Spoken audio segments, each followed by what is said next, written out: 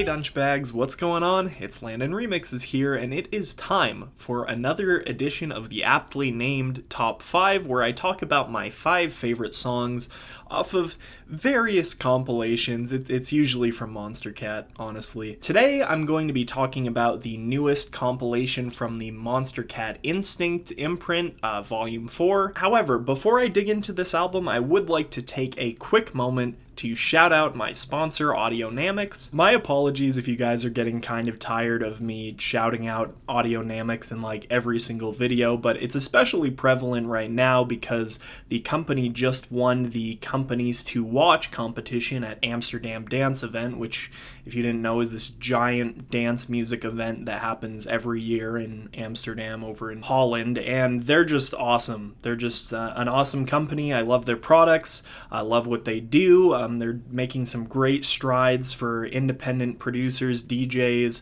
audio engineers. Definitely click the sponsor link down in the description below. If you haven't checked out their products before, I highly recommend it. Totally a two-way street as well. I'm very excited to be working with them, and they seem to be pretty excited to be working with me. If you click the sponsor link that's in the description and you check out their products and decide to buy anything, I'll get a nice 10% commission on it, so it's really the best way to support me at the moment. Anywho, without further ado, let's talk about this Monstercat compilation. Monstercat Instinct Volume 4 wraps up roughly the last 6 months of releases on the Monstercat Instinct channel. The label side that more or less strays away from the festival and club EDM bangers and goes more toward vibrant pop type music. It is no secret that I myself am a pretty big fan of the Instinct imprint. A lot of my favorite artists on the Monstercat roster find themselves over there pretty frequently. For example, Grant, Dumu, Dicero, Mazar, Slumberjack. Not to say that I just hate Monstercat Uncaged or anything like that, it's just I usually know what to expect over there. The releases tend to be a little bit more predictable, whereas on Instinct, it seems like most of the producers are trying to make some stuff that's a little bit more poppy, but also, you know, somewhat forward-thinking. You guys may be wondering why exactly I didn't do a top 5 video on the last Monstercat Uncaged compilation, and the explanation is kind of complicated. Well, I guess it's really not that complicated. It's just when I normally do top 5s, I like to kind of keep a diverse selection, and it seemed like a lot of my favorite tracks on Monstercat Uncaged Volume 7 were Pixel Terror and Xylent almost exclusively. There were also a lot of songs in that compilation that I just thought were pretty genuinely awful, so I didn't feel like really covering it in a full video, and I ended up doing a ranking collaboration with the Hideout guys. They're awesome. They cover lots of different stuff.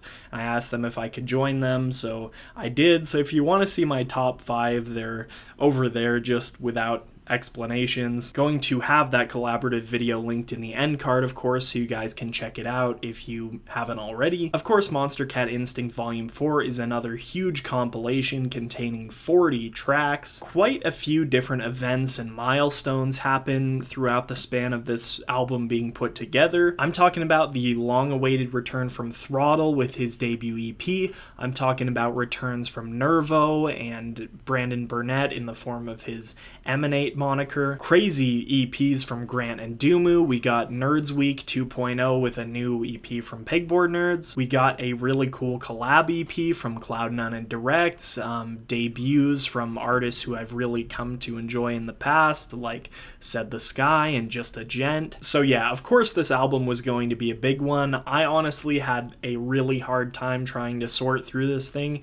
Even getting it down to 10 tracks I really loved was quite a bit of a challenge, and 5 had me just banging my head against the wall. But overall, I would say I'm pretty happy with my picks, and I'm excited to share them with you. So without any more delay, let's get into my top 5 for Monstercat Instinct Volume 4. And as usual, I'm not going to be talking about these in the order of the amount that I love them or anything like that. These are going to be in the order that they appear on the compilation. So first off, we've got one here that really shouldn't be too much of a surprise. Contagious by Grant and Run. Contagious is my outro song, and it has been for the last several uploads, and generally with my outro songs, my enjoyment for them tends to go one of two ways. One, that I'm forced to listen to the song so much that I grow to not necessarily hate it, but pretty much just get tired of it. Or two, that every time I listen to the song, I grow to appreciate it more and more as I'm hearing more of its intricacies. Contagious thankfully falls into the latter of the two. It's a song that I've found myself enjoying even more when I come back to it, outside the context of being my outro song. If you remember my review of Grant's Wishes EP, I said that this song wasn't my favorite on the EP, and that still pretty much rings true. I think the two pre-EP release singles, Wishes and Color, are pretty much miles ahead of this one in terms of just originality and seeing Grant kind of, take a little bit of a different direction for the better. However, I think Contagious is certainly deserving of a shout, at least in the context of this compilation, in which I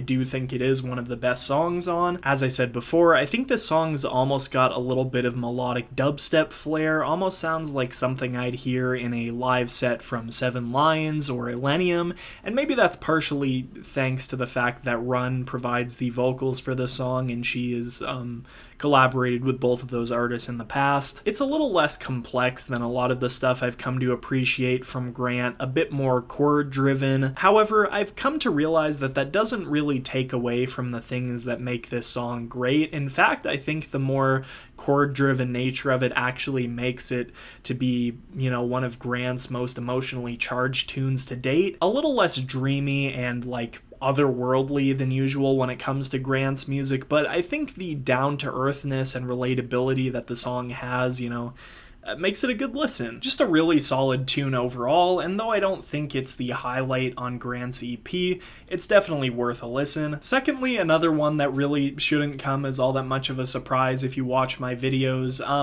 Talk by Dumu and Emiya. In my book, this song is not only the major standout track from Dumu's latest EP, but also the highlight of this entire compilation, the highlight of the entire year of Monstercat Instinct, and debatably Monstercat as a whole this year so far. Absolutely insane tune. I can't really say I've heard anything quite like it before. The drop on this song is just massive, with this really creative sound design that you're not likely to hear anywhere else. The bass is just huge and just hits you time after time, along with these really powerful vocals.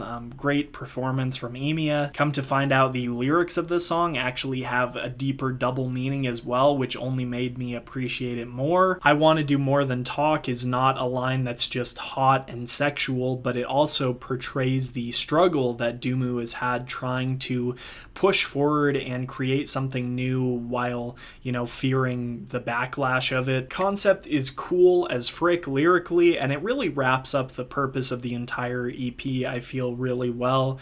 A very unique project overall, and I definitely suggest giving the full project a listen if you haven't yet. More than anything, though, it's just a really catchy, really well put together, unique cut that I think is a must listen. Next up, I've got Thinking About You from DeCero and Bertie Scott. DeCero has just been cranking out the tunes this year, and I have enjoyed pretty much every moment of it. About Us is still one of my favorites. I'm sure you'll see it surface again in my top 10 of the year. And this song, Thinking About You, is once again no exception to that rule. This song once again sees DeCero kind of take a specific pop formula and flip it on its head a little bit in the unique way that he does. Particularly, I feel like this song draws some inspiration from the commercial house of 2011, 2012, where a lot of the melodies were repeated and really not that interesting. I mean, if you kind of break down the lead melody and the drop of this song, it's really nothing all that interesting,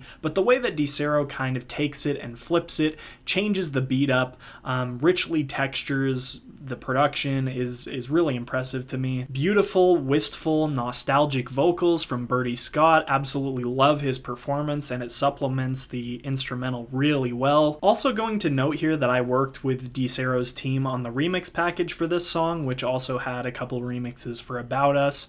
on it. And I guess you could sit there and say like, oh, he's biased because he worked with the team on that. But honestly, like, I think it's more of a testament to how great this song is because of how many times I had to listen to different takes of it.